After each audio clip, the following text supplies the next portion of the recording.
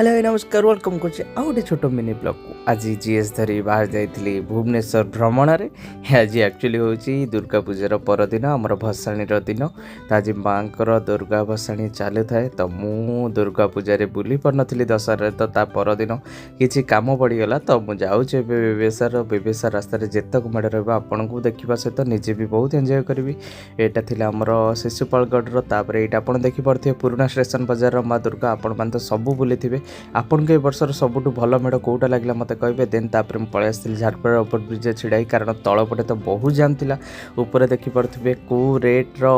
भिड़ आप देखिपे तले आ मत तो तुरण बहुत ही भल लगी आपन को ए वर्षर कौटा अधिक भल लगा कमेंट करा बोलें तापर चलतु एठू बाहर जावा देन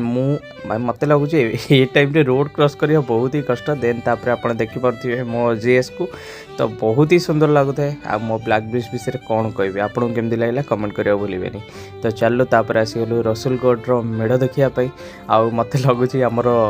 दुर्गा पूजा अपेक्षा भसाणी दिन ये बहुत लोक मु चेष्टा करी भितर प्रवेश करने कि मत बाट ही मिललानी तो मुझे बाहर ही वीडियो कर पलि आसली आप देखिपे भसाणी दिन केते भिड़ तापर एठू सरलापर देन मु पलि आसली कारण बहुत ही जाम था आउ कि एक्सप्लोर करने इच्छा था कि पार नी